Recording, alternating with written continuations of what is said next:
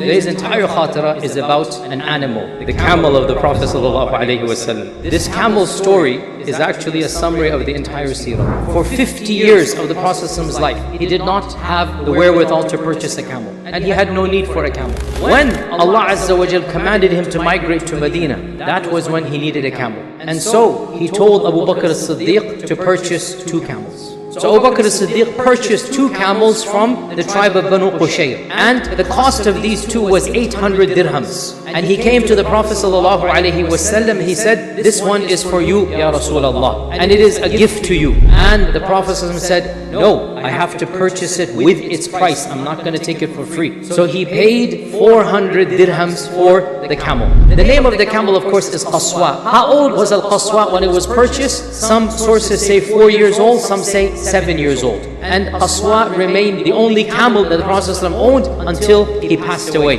Qaswa was the animal that the hijrah occurred on. And Qaswa was the camel that the people of Quba saw when they saw the Prophet ﷺ coming. They saw Qaswa first in the distance. That was the sign the Prophet ﷺ had arrived in Medina. And when he walked into Medina on Qaswa, he's riding on Qaswa, everybody tried to take the reign of Qaswa. And our Prophet ﷺ said, "Leave Qaswa alone, for Allah is commanding Qaswa." And so Qaswa walked through the city of Medina until it stopped at what is currently the front entrance of Medina, where the Imam enters from, Masjid al-Haram. Qaswa stopped right there, and the Prophet ﷺ said, "This shall be our masjid." Masjid al-Nabawi, its demarcation took place at the hooves of Qaswa. Of course, Allah commanded, obviously, right? Where Qaswa sat down, there was an empty plot there, and the Prophet said, "We have to purchase this plot from the orphans," and Masjid al-Nabawi was built. And in front of that, or some reports say Qaswa traveled another distance, some reports say in front of that, Abu Ayyub al-Ansari's house, where the Prophet lived for 6 months while his house was built. 1 year after the hijrah, the Battle of Badr takes place, and the Prophet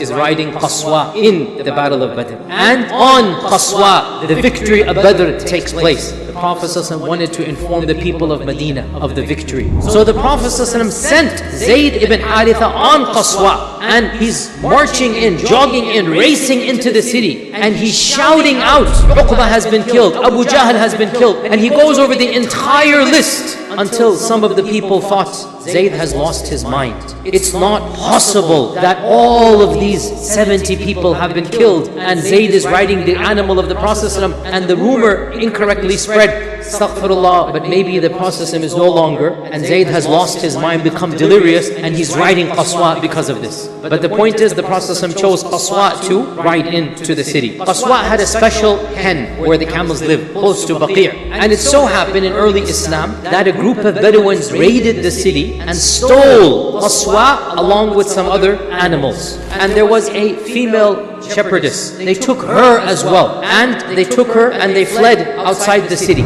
And in the middle of the night, the lady, she's a Muslim lady, she managed to loosen her bounds, her ties, and she walked over to the area where all the camels that had been stolen were. And she wanted to ride a camel to go back into Medina. Every camel she came close to didn't recognize her, and so it made the noise of camels. And she kept on going camel to camel until Qaswa. So she jumped onto the one camel that understood what's going on and allowed her to ride in the middle of the night, and that is Qaswa. And as she's galloping back into the city, now she looks back, she is free. She knows she's made it. She says, "Alhamdulillah, oh Allah, I promise you an oath that as soon as I get back to Medina, I'll sacrifice this camel." Instead of thanking the camel, hugging the camel, kissing the camel, soon as I get back to Medina, I'll sacrifice this camel on your behalf. When she went back to the city, the day breaks, she tells the Sahaba where everybody is. They go and they get rid of the bandits, get all the stuff back. The next day she walks into the masjid. She says, "Ya Rasulullah, I need your camel back."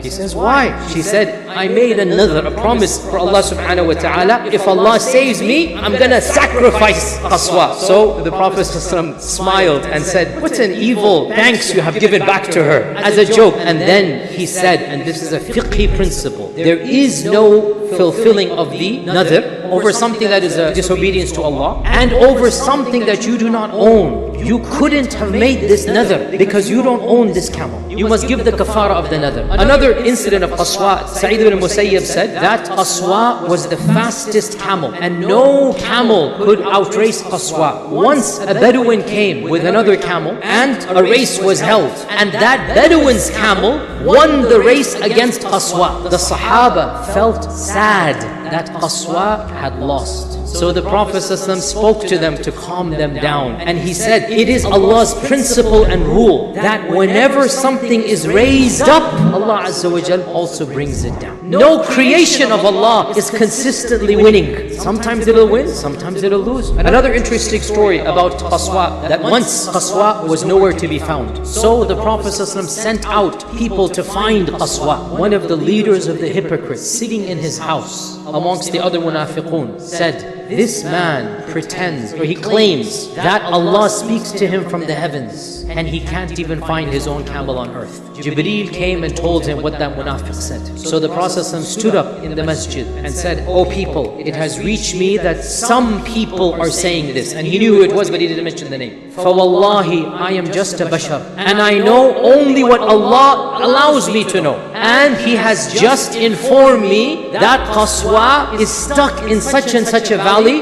Its rain has become entrenched to a tree. He said this in the masjid when the emissaries were still searching for Qaswa. So they went and they found exactly as described. Qaswa was eating food and had gone around the tree, and its harness, it came entangled, so it couldn't come back. Qaswa was the camel that marched to Hudaybiyah as well. And when it was outside of Mecca, Qaswa just abruptly stopped in its tracks and refused to go on. And the Sahaba became irritated at Qaswa, and they said, "Go on, move on and on." And Qaswa, it sat down. So somebody said, Qaswa has become stubborn. Our Prophet ﷺ defended the honor of Qaswa, and he said, no, Qaswa has not become stubborn, and nor is this a khuluq that she has ever been guilty of. Rather, the one who blocked the elephants from Mecca has now blocked Qaswa as well. Meaning Allah subhanahu wa ta'ala has told her to stay here. And then where Qaswa stopped, that's where the Treaty of Hudaybiyah took place. The next year after Hudaybiyah, it was on Qaswa that the Prophet ﷺ came back and performed the Umrah, his first Umrah in the 7th year of the Hijrah. And on Qaswa he rode and he did the Tawaf. And he did Tawaf on Qaswa later on in Hajjatul Wada' as well. Multiple times Allah revealed Quran on Qaswa. For example, after the Treaty of Hudaybiyah, when the Prophet was going back, Umar ibn al-Khattab came up to him and spoke to him, and he didn't respond. And he thought maybe, the Prophet was angry with him. Then the Prophet recited, "Inna fatahna laka fathan mubina." This came down on Qaswa. In the Hajjatul Wada', Ibn Abbas said, I saw Qaswa sit down because Surah Al-Ma'idah was revealed, and the weight of Surah Al-Ma'idah was so heavy, the Prophet could stand it. Qaswa had to sit down. Qaswa was the animal the Prophet rode on when he conquered Mecca. And Ibn Abbas and Anas and others say, we saw the Prophet enter from Qudai. He entered riding Qaswa, saying Allahu Akbar, and his head was so low, it was touching the neck of Qaswa out of humility. When an emperor, when an arrogant general conquers a city, puffs his chest out, puts his head up, but that's not our Prophet. And on Qaswa, he marched through entire Mecca until he entered the Kaaba. And on Qaswa, he did Tawaf. And as the Sahaba are seeing the symbolic sign of Tawaf in Hajjatul Wada', the books of Seerah say, they began to say Takbir so loud, Allahu Akbar, Allahu Akbar, that Mecca began to tremble from the Takbirat. And when he finished the Tawaf on Qaswa, he took his staff and he walked to every single idol and he tapped it and he said, جاء الحق وزهق الباطل إن الباطل كان زهوقا. And every time he touched an idol, it just collapsed and demolished and disintegrated. On Qaswa, he's doing all of this. Right after Fath Makkah, the Battle of Hunayn takes place. And the Battle of Hunayn, if you remember, they trapped the companions, the Sahaba. They had the arrows from the top. There was a valley. They trapped. So much so, some of the Sahaba didn't understand what's going on and they fled. Qaswa did not flee. Qaswa remained firm where it was because the Prophet did not tell it to leave. And in spite of the arrows and in spite of, Qaswa stayed there. And from Qaswa, the Prophet called out to the Sahaba, come back, come back. And when they heard his voice, they came back and they fought in Hunayn, and they eventually won the victory of Hunayn. It was on Qaswa that the Prophet ﷺ went to Badr, and the famous incident that there weren't enough camels. 3 people were sharing every camel. And so the Prophet ﷺ also had 2 people assigned. And they said to him, Ya Rasulullah, you ride and we'll walk. It's okay, we're young, whatnot. The Prophet ﷺ smiled and said, no, neither are the 2 of you any younger than me, even though they were, and nor am I in any less need of the ajr than you. I also need the ajr. We will share. And so, even though he was the Rasulullah sallallahu alaihi wasallam, he shared, taking turns. And the final point of Qaswa, Qaswa was the camel that the Prophet ﷺ did the entire Hajj on, from Mina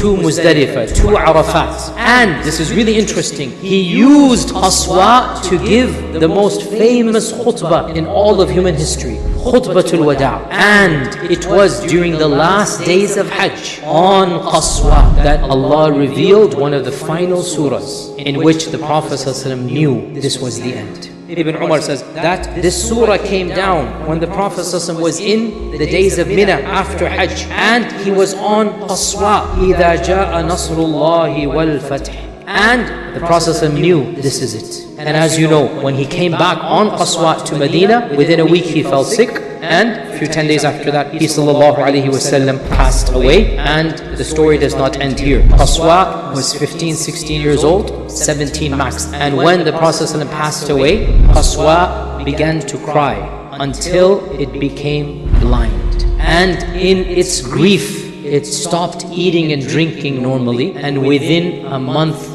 it passed away.